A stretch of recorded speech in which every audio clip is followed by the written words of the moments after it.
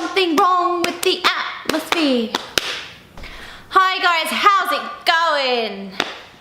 Today I'm going to be going through my Disneyland Paris 25th anniversary hot pics. The things you gotta do if you're there. I've looked online and there is no clear indication of when the 25th anniversary is ending. I got told it was the end of the year, but it might be going on for longer, so if you're going, here's a good insight. Let's start with Mickey Presents Happy Anniversary Disneyland Paris. This is on the castle stage in Fantasyland. So the castle is here, say, and it's like on the right. And there are set times there. It's just a nice little show. It's cute. Yeah, I love it. There is also the Starlight Princess Waltz, which is also on the Royal Castle stage. I saw the Mickey Presents and then the Princess Starlight Waltz was like quite next to each other. I only waited like 10-15 minutes and get there early because I sat down, and because people are walking through the park that way, annoyingly, they sometimes walk in front of you. Like I was filming and then someone just stood in front of me and I was like, really? Are you really standing in front of me when I'm recording? But it was really cool because they had like masks on. It's like a little dance and sing along, and it's just, they're both just really good. Like if you're around, or even if you catch a bit of it, you know, it's worth it, promise ya. Now at around 5 o'clock every day, this changes depending on the season. I saw, oh, I haven't even told you what it was, the parade, obviously. This is the program that I got, but this ended, like, I think it's done weekly. So the parade for me was on at 5:30. I think it gets earlier because obviously it turns darker and it has to be done in light. And the parade, they've changed it from when I used to work there. Now it's done per float, the song, so the song changes while you're watching it, whilst before it was the same song repeated 7 to 8 times. The parade is good though. There is new floats and obviously new songs and new characters, and it's good. Obviously a must see, and get there early, good tip, because it gets very crowded and you want to be able to see, especially if you're small children. Yeah. And at night in the Disney park we have Disney Illuminations, which is phenomenal. When I was there it used to be called Disney Dreams. It's the same thing but obviously a different show. It's just a reflection on the castle, and there's songs and lights and fireworks and fireworks, and it's just good. My only thing that really annoys me about it is that it's in French as well as English, so you want to sing it like in English. I don't know whether they should have done 2 shows, but then it cost Disney a lot of money to put on this show, so I understand, but that's my only negative about it, that some of the Disney songs are sung in French. And that is all the spectacles in Disneyland Park. We're moving on to Walt Disney Studio Park. For this, I'm gonna work from bottom to top, what I think is my favorite. Like, I'm gonna start with least favorite and go up to my favorite. So my least favorite thing, like show-wise, is the Disney Junior Live. I think it was just before my time that I didn't really enjoy it. It's got, you know, Princess Sophia, Jake, and it's got the characters that, like, from Disney Live that I didn't know a lot about until I worked there, I'm not gonna lie, and don't really know a huge amount about it now, and it was a great show, but it was quite interactive. They joined in and it's got puppets in, but it was just before my time that I didn't really enjoy it. I didn't appreciate it as they would other shows, but if your children watch those sort of things, I think it would be great. Star Wars, A Galaxy Far, Far Away. I'm not a huge Star Wars fan. I will watch it, but I won't like obsessively watch it. I thought it was pretty good, the fact that the stormtroopers like came through the crowd.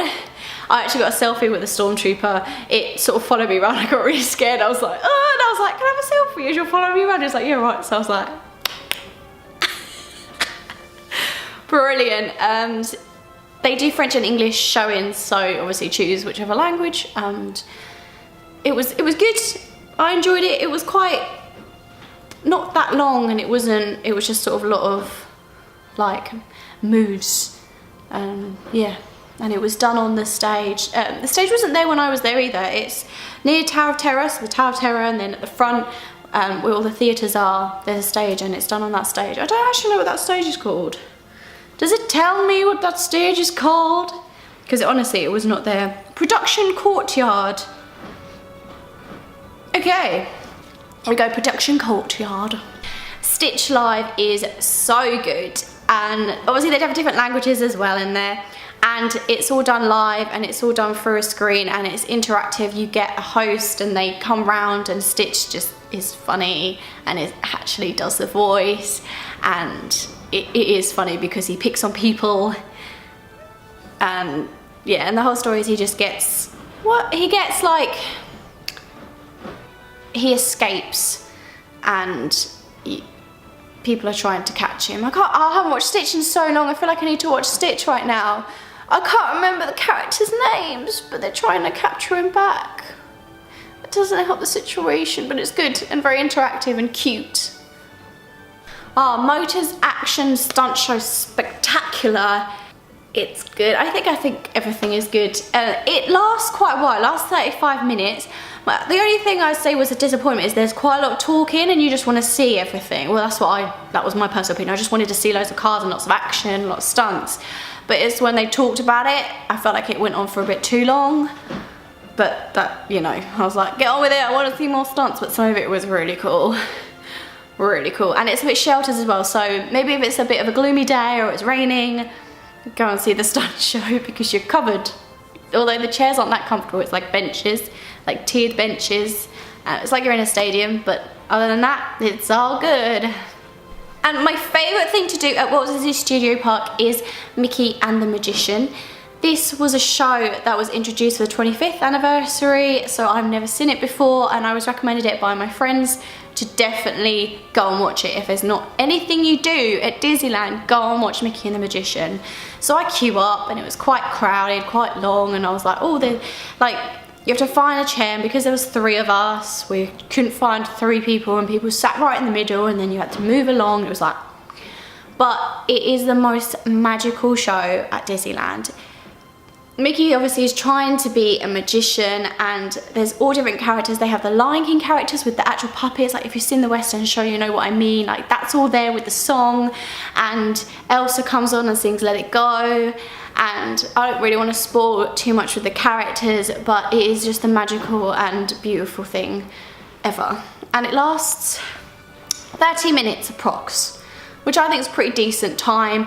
I didn't think it was too long, I didn't think it was too short, and everyone, I just loved it. I wanted to go and see it again, but I just wanted to do other things. And that is my list of all the shows and whether you should see them or not. And I'd say the must-sees 100% are Mickey and the Magician, The Parade, and Disney Illuminations. They're my top 3. If you don't do anything else, do those 3 because they are so good.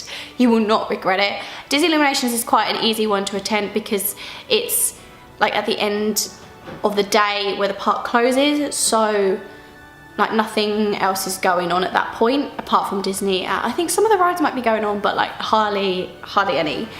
The Parade everyone watches, and I saw it twice. Once I videoed it. I actually videoed the whole parade.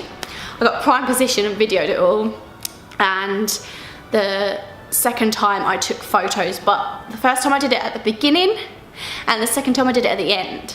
No, it was the other way around. I did it at the beginning, I did it at the end, filmed it because then I got the castle in the back, videoing, and then I did it at the beginning when they were just starting, because it is a huge difference, I find, especially as I've been in the parade. Hey, I'm gonna stop rambling and try and get in the warm because I am freezing. I think winter is here. Winter is coming. No, it's definitely here. I did video my Disney experience vlogs because I went for 6 days. I went for 2 days before Disney. I went to my old flat, I went to the mall, and I did a few things with my friends, and then I actually stayed in a Disney hotel. I stayed at Disney New York Hotel and did the whole Disney experience with meals included and everything. So I may post them up once I get round to editing. Ow. Right, I'm going because I'm rambling again. Thank you guys for watching. If you did, give it a thumbs up and don't forget to subscribe below, and I shall see you next time. Thanks guys, see you later. Bye.